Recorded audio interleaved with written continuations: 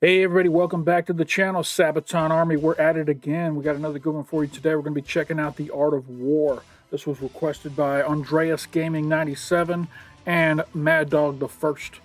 Those were the first two people who requested this song. They made it onto my playlist.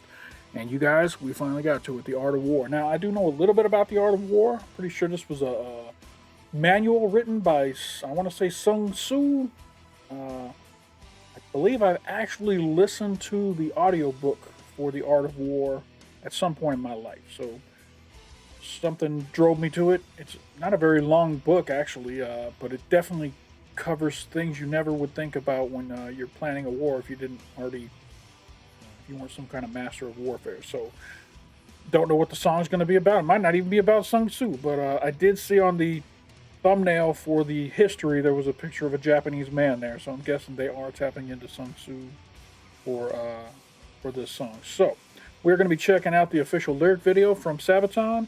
We're going to be checking out the Sabaton history right after that, and we're going to wrap it up with a live performance at the Swedish Empire concert. So that's how we're going to do this deep dive today. If you guys enjoy these deep dives over here on Touchy Reactions, give me a like down below, subscribe to the channel, hit that notification bell so you'll know anytime I drop some new content. And if you got a little extra change, you want to support a young channel that's growing, hit that button up in the corner. It'll take you over to the Patreon. You can join up to the Patreon to help support the channel. For $1 a month, just $1, you can get early access to up to 30 videos that have not yet been released to YouTube. So that's where all my stuff goes whenever I'm done recording it and I get it edited. Goes straight up onto my Patreon, and it gets scheduled to come out one a day. So if you want to join the Patreon, help support the channel, and give yourself early access to all the reactions, go over there. And if you're a higher level tier subscriber to the Patreon, then you get to help drive the content, participate in polls, that kind of stuff, and help drive the channel. So enough promo. Let's go ahead and jump into this song, Art of War by Sabaton. This is the lyric video. Here we go.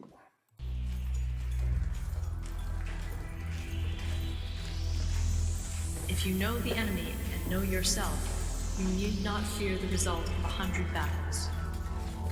If you know yourself but not the enemy, for every victory gained, you will also suffer a defeat. If you know neither the enemy nor yourself, you will succumb in every battle.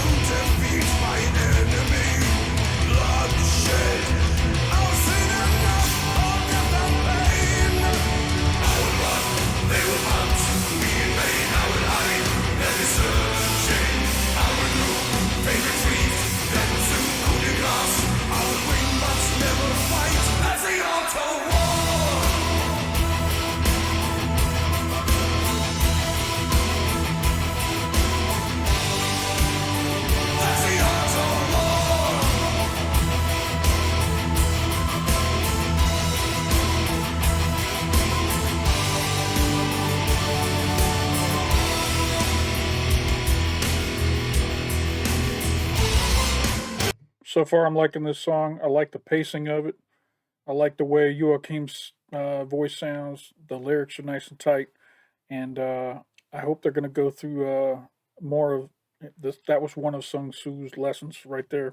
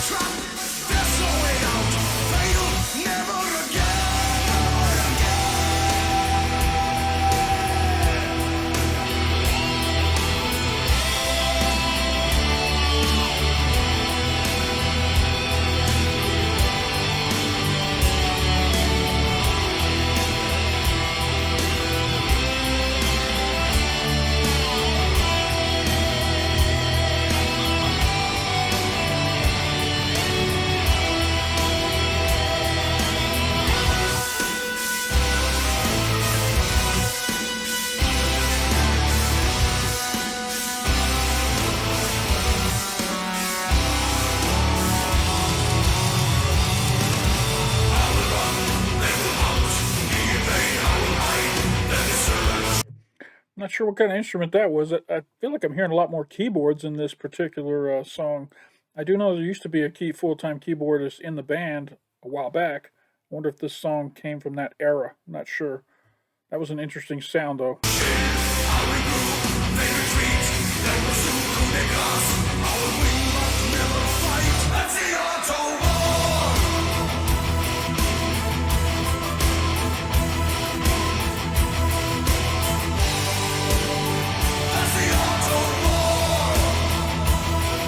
This song makes me think of all those people out there right now that are in war colleges. The U.S. has several of them for their different military branches, of course, where they teach. I'm sure this is one of the required curriculum, Sun Tzu's Art of War, but they teach military tactics. They study battles from the past and become even more efficient and deadly when it comes to ground warfare, air warfare, nuclear warfare, all that stuff. There's human beings out there right now studying to be better, you know, super killers when it comes to war. And I'm sure our country's not the only one doing it, of course. Every country's doing it. All their leaders are learning the art of war, learning different tactics, how to flank your opponent, all cut off their supplies, all that kind of stuff. And it's kind of sad to think about it.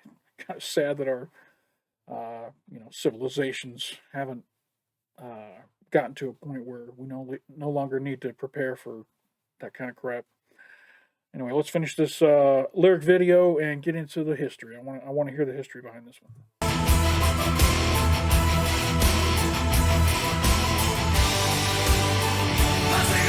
The art of war.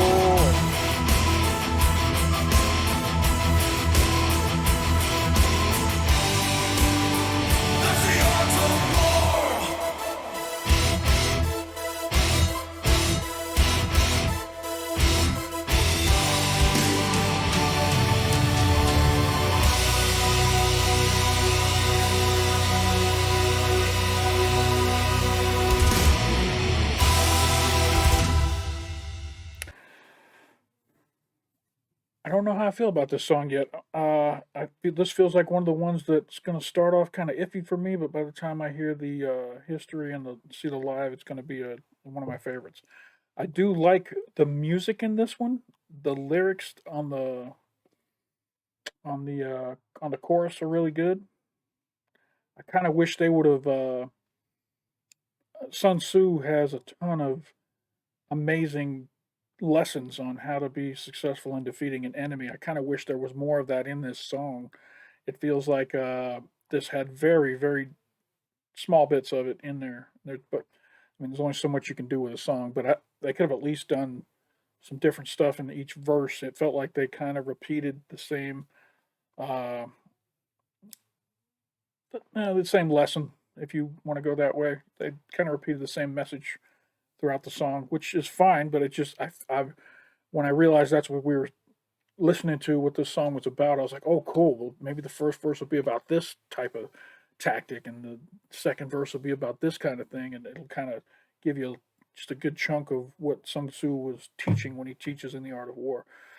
Have any of you ever read The Art of War? If you have, mention it down below in the comments and tell me some of the things you kind of think could have been implemented in here. I know some of the stuff that I remember from reading it. Obviously, always try and get the high ground, avoid, wetlands, those kind of things. As far as getting stuck in there, you don't want to get your troops, cut off supplies, all that kind of stuff. Just those are just some icing on the cake for all the stuff that's covered in the Art of War. All right, I do want to check out the history on this because I'm sure it's going to be a lot more in depth on some of the stuff I just mentioned. So let's jump into this. This is Sabaton History number 89, Wisdom of Sun Tzu, The Art of War. Here we go. One of the great classics of world literature is Sun Tzu's The Art of War. And we made a whole album about it. And this is the title track, The Art of War.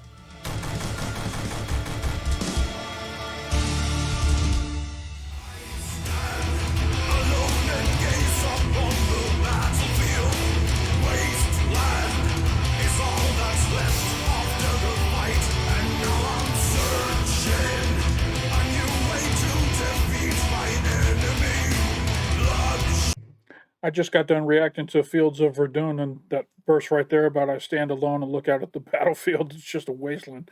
It reminds me of that. Sun Tzu says, the art of war is of vital importance to the state. It is a matter of life and death, a road either to safety or to ruin. Hence, it is a subject of inquiry which can on no account be neglected. The general that hearkens to my counsel and acts upon it will conquer. Let such a one be retained in command. The general that hearkens not to my counsel nor acts upon it will suffer defeat. Let such a one be dismissed. Only a few written works have survived for so long and still remain relevant as the Chinese book Art of War has. It is one of the most influential military treatises ever devoted to strategy and tactics. Not much is known about its presumed author, Sun Tzu, also known as Sun Wu, Sun Tzu, or simply Master Sun, but we can say with a good amount of certainty that he did actually exist. Historians date the birth of the original Art of War to the Chinese kingdom of Wu during the reign of Ho Lu between 515 and 496 BC. Sun Tzu, a native of the kingdom, rose to prominence as a military advisor. The legend goes that King Ho Lu one day wanted Sun Tzu to prove the value of his teachings by demonstrating them on a group of his concubines. Without hesitation, Sun Tzu addressed the women like soldiers, and after a short training session, had the women march up and down the parade ground in perfect order. Impressed, the king made him commander of his armies. Under the guidance of Sun Tzu's leadership, the armies of Wu invaded their neighbors and won their greatest victories. Another legend tells that Sun Tzu once defeated an army of 200,000 with just 30,000 men. But despite this success, the kingdom of Wu would perish soon after its short rise to power, vanquished by another treacherous neighbor. We can't say what happened to Sun Tzu afterwards, but we know of Sun Pin, a supposed descendant of Sun Tzu, who, 100 years later, defeated a rival army by following his ancestors' teachings. Sun Pin said that Sun Tzu was known to continue discussing military theory even after they cut off his feet. Whether this was meant to be taken literally or just metaphorically is unfortunately not known. Sun Tzu's treatise, later known as the Art of War, survived the destruction of Wu and the subsequent ages of strife and war. Over the coming centuries, it would fascinate generals and philosophers alike. Many military commanders during the Qin and Han dynasties referenced Sun Tzu's works or incorporated his teachings into their own writings. However, they were also extensively copied, transcribed, and sometimes even freely edited. Several editions existed at the same time, often attributed to different generals. That, of course, rings the alarm bells of every historian, especially with the widespread habit of forgery during certain time periods in China. But we also know that such handling of the original texts was often quickly recognized and severely punished. Many governments outright forbade the use of anything but the original edition. In accordance with the ancient Chinese understanding of warfare, war should be used as a weapon in itself to punish the cruelty and violence of others. War was to bring peace to troublesome times, to overcome difficulties and eradicate danger. This explains that while even alongside the fundamental pacifistic teachings of Confucianism, Sun Tzu's Art of War always had a solid place in Chinese culture. Peace and war are bound together, one unable to exist without knowledge of the other. Even in peacetime, it was seen as important to learn about the art of war. Sun Tzu says, in the practical art of war, the best thing of all is to take the enemy's country whole and intact. To shatter and destroy it is not so good. So too, it is better to recapture an army entire than to destroy it. To capture a regiment, a detachment, or a company entire than to destroy them. Hence, to fight and conquer in all your battles is not supreme excellence. Supreme excellence consists in breaking the enemy's resistance without fighting. This passage might be the most essential principle of Sun Tzu's work, but is also the most challenging to our understanding of warfare today. How can one be So this is definitely the verse that this song is written about winning the battle without actually fighting anybody, breaking the enemy's spirit, that kind of thing. That's the main takeaway for this Sabaton song, "The Art of War," is that verse right there. victorious during war which in Sun Tzu's time was waged with axes, spears, and chariots, without actually fighting.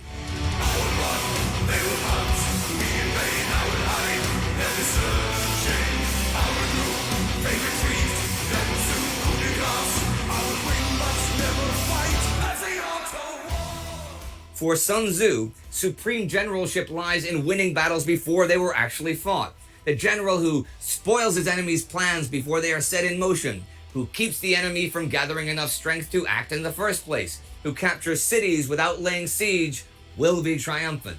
Sun Tzu knew firsthand the many horrors war would inflict, and emphasized that ending wars as quickly as possible would only prevent further suffering of the people. A war of attrition like the First World War or the excessive bombing campaigns of the Second would be quite the opposite of what he saw as supreme excellence. To achieve victory in war, the first principle any general has to follow is to only offer battle when he is sure of victory.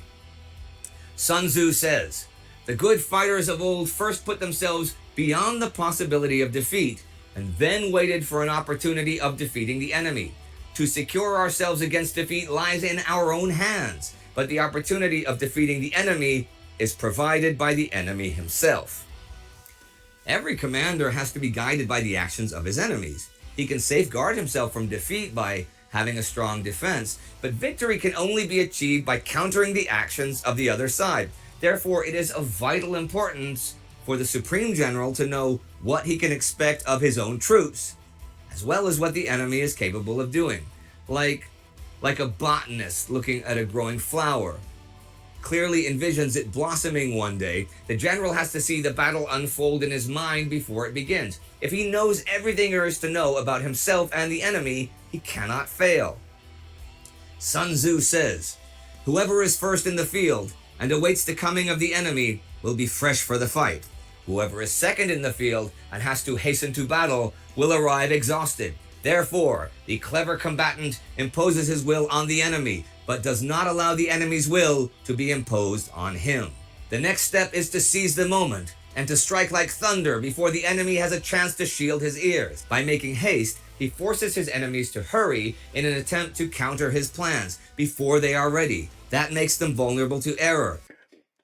As he's explaining this, the thing I'm thinking about the most is the most recent big war that we had was the Desert Storm, and a lot of what he's describing right here was done during that war.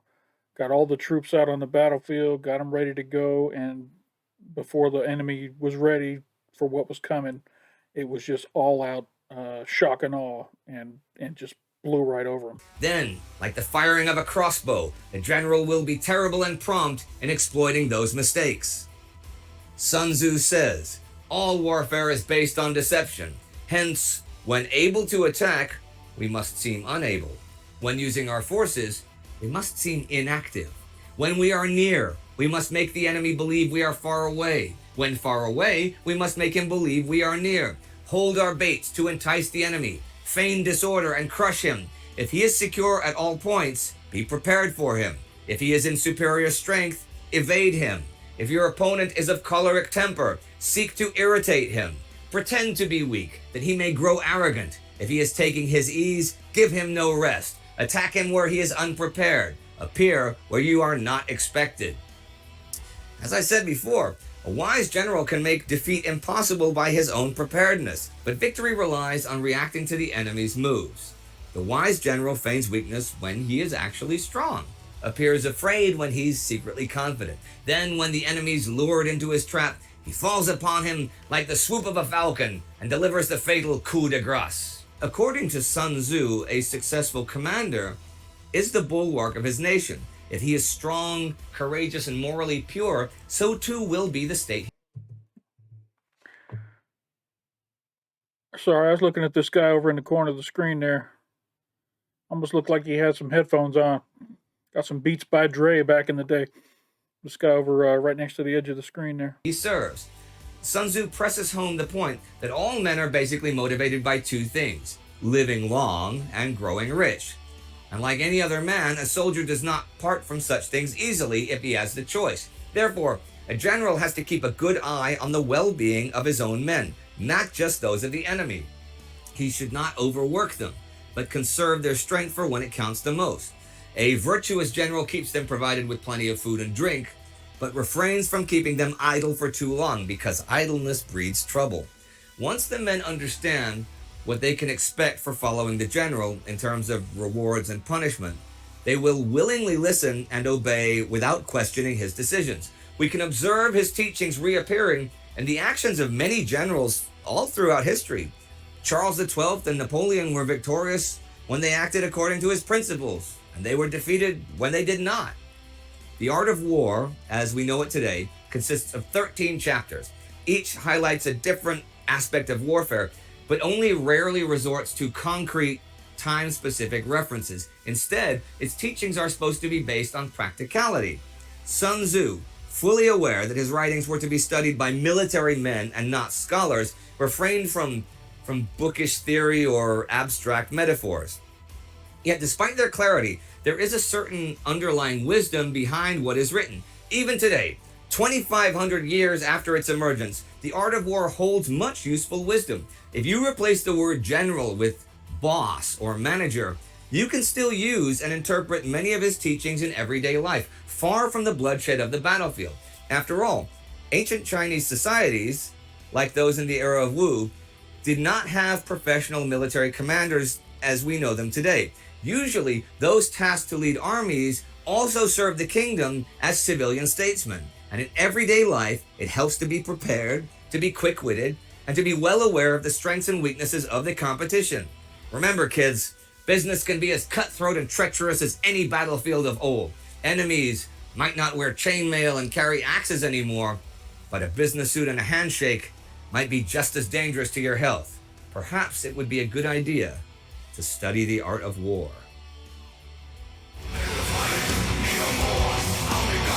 All right, two good books for those of you looking to be able to mentally defeat your opponents or be a Jedi when it comes to business and relationships. Obviously, Art of War, like he just mentioned here, but the other one is How to Win Friends and Influence People by Dale Carnegie.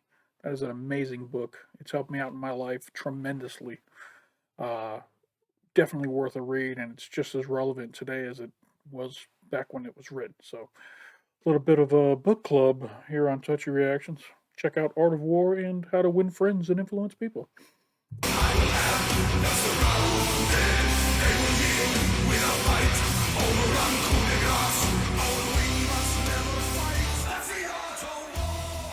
Okay, the Art of War, the chapter is talking about the different things, and of course this basically about fighting as little as you can in order to achieve victory, which a lot of generals in a lot of wars don't sort of do. They want to have like this big final battle. Do they want to, really? Yeah, well, there's plenty of people that want to put their men in the field. They want to, they want to Put their go name over in the history books. Yeah, and Sun Tzu would be like, how about the one where they march for a long time and then they run out of food and then we take them all prisoner? That's pretty cool, right? Yeah, I like it. I enjoy. It's not so fun for the guys that have to march all the time and run out of food, but they don't die unless starvation. No. You know? I mean, it's one of my favorite lines to sing on a concert as well. Yeah. When we play that song, I will win but never fight. Yeah. And then comes the choir, and that's the Art of War. And it's funny because that is the ultimate pacifist line. And when you think of great pacifists through history, you don't think of Sun Tzu. No, as it's not one the of first them. name at least. Like, on the list. But how did Nelson you end Mandela. up deciding to do this particular concept? Actually, it evolved over time. This one was a lot on me actually because I just thought it would be a cool idea, and I didn't know. I read the book and I didn't know how to do it, but then we started coming up with the idea. How about we make every track corresponds to a chapter in the in the book. Oh wait, and for those people at home, this is the Chinese word for chapter. But it's true though, the way he organizes the book is brilliant, and it's nice that the album really follows the chapters. That's cool. And I actually want to send a message here. You should read this book. I mean, it sounds intimidating. It sounds, like, oh, it's an old Chinese text. It's gonna be huge. No, it's not. It's a quick read. You can read it in like an hour. Yeah. Yeah. And it's really interesting. And there are very good translations, so you don't have to know ancient Chinese. In fact, I know that the text of The Art of War is in the public domain So in the description, there is a link to the text of The Art of War, so you can actually read it straight from here. Go to Project Gutenberg and get it. Or go to Project Gutenberg and get it. Great library for royalty-free or public domain. Oh, that's cool. That's good to know. I mean, guess Sherlock Holmes is in the public domain now as well. Yeah, yeah.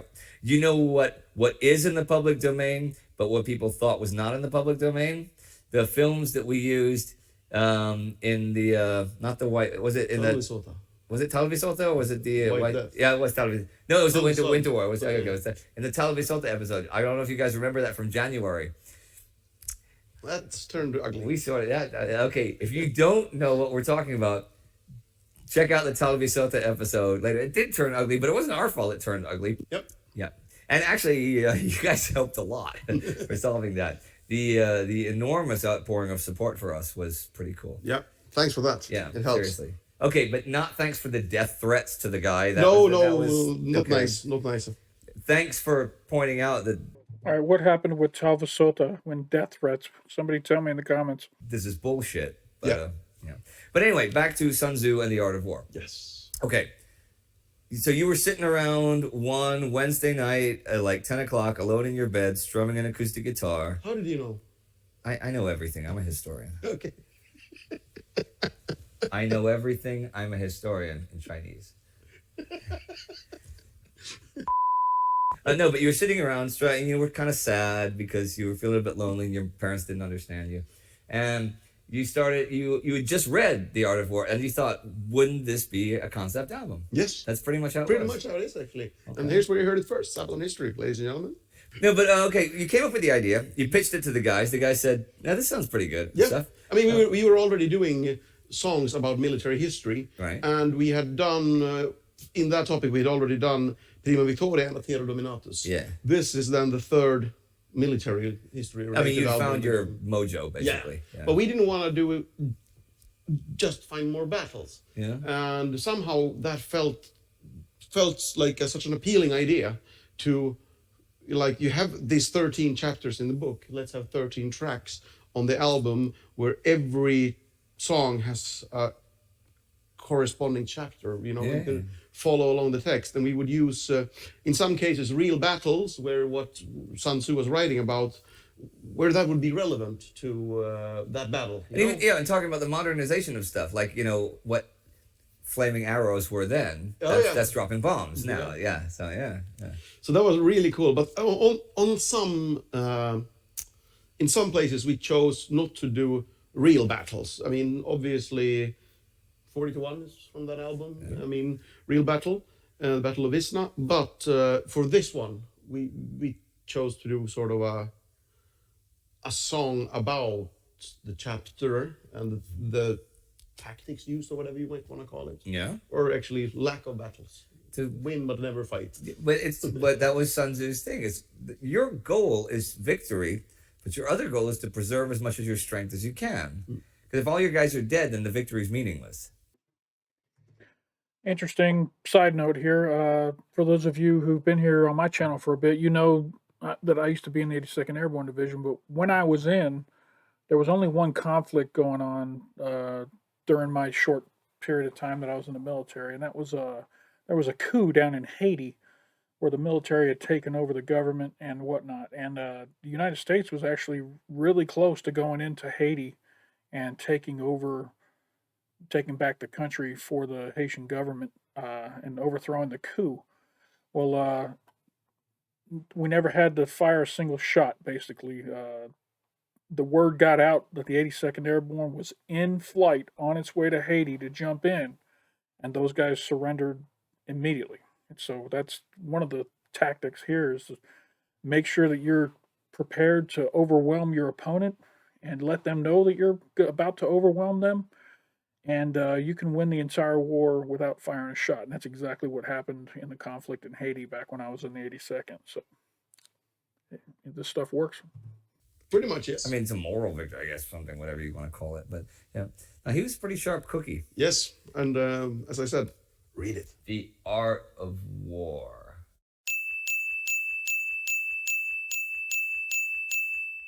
I love cookies. And in Hebrew. You gotta love Earth, man. When I'm like, what direction do you guys write in? You know, we haven't decided yet. No, Because on Mars they write in a different direction. they do. Yeah, they write like down. this, Okay. like it's like an angle. So they don't use paper. Is it a straight one or is it a logarithmic thing? It's a logarithmic thing. Hashtag it's a logarithmic thing. See you next time, guys. Bye.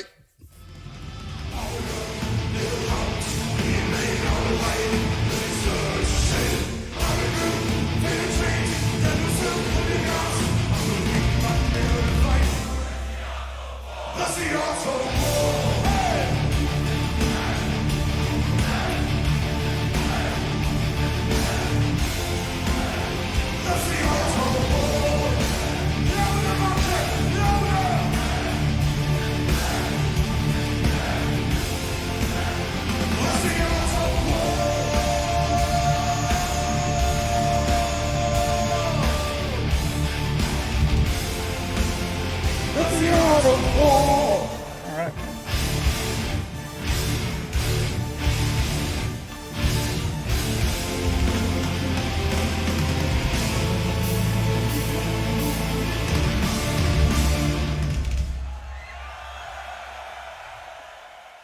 All right, everyone. You know the drill. You click, click, click, click. Get some subscriptions. Check out Indy's other channels. Become a Patreon. That's it. Get the fuck out of here. Jeez. Subscribe to Sabaton. Subscribe to Sabaton and support their Patreon. So I talked about it after I heard the song for the first time, how I was disappointed that it didn't cover all the other aspects. But now that I understand that they took every chapter of that book and they made a song about each and every chapter of that book, and this only represents one chapter from that book. So that absolutely makes sense now that this is the part that they only covered that one topic. So all my complaints out the window. The song is great. Let's go ahead and check out the live from the Swedish Empire. Jumping in now.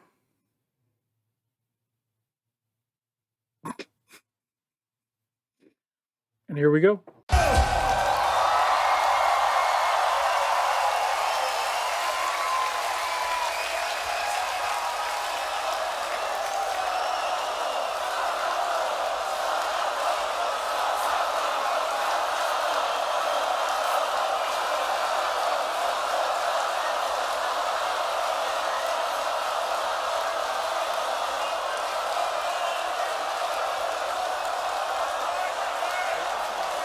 Wow.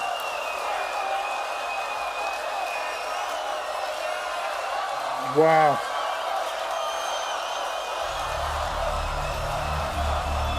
If you know the enemy, know yourself. You need not fear the result of 100 battles. If you know yourself, but not the enemy, for every victory gained, you will also suffer a defeat. If you know neither the enemy nor yourself, you will succumb every battle.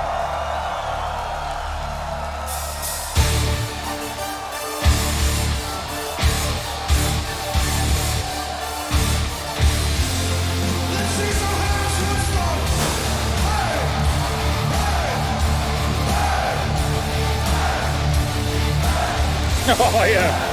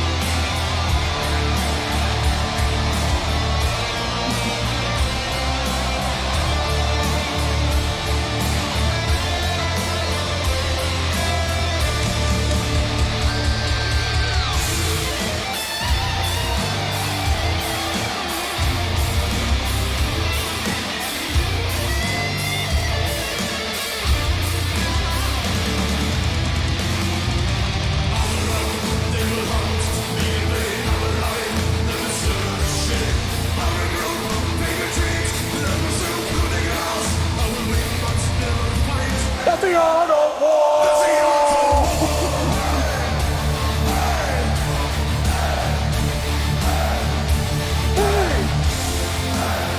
That's the art of war! Hey! Hey! Hey! Hey! That's the art of war!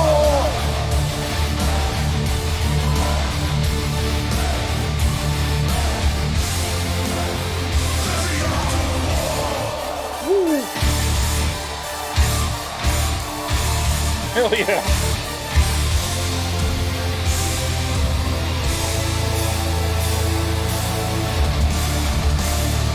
Wow.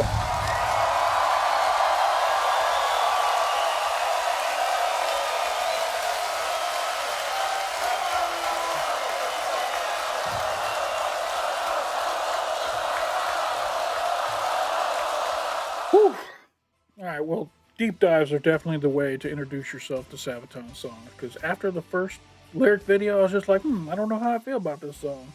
And now it's freaking awesome and it's amazing and I'm ready to sing along with it. And every time I hear it now, I'm going to think about this massive crowd just rocking their brains out and having an amazing time.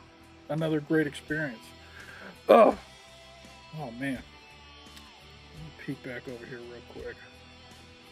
Art of War was requested by Mad Dog the First and Andreas Gaming 97. Thank you guys. This was a great request. I enjoyed it. If you guys enjoyed this reaction, hit that like button down below. Make an old man happy. He's going to get likes and be like, oh, they like me. They really like me. So, it doesn't cost you anything and it helps me out a lot. I appreciate it.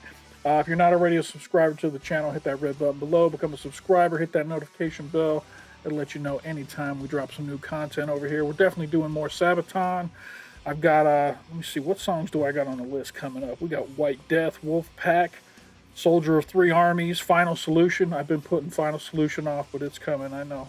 Long Live the King, Future of Warfare, Vermocht, Angels Calling, Land from the North, Panzer Camp, Smoking Snakes in Flanders Field. It's just the list goes on and on. I'm going to be reacting to Sabaton for all of 2022 probably. So getting excited about it, having fun doing it, and appreciate y'all coming along for the ride. So that's all I got for this video. Like, comment, subscribe, join the Patreon, support the channel, all that good stuff. Appreciate you stopping by. And don't forget to come on back.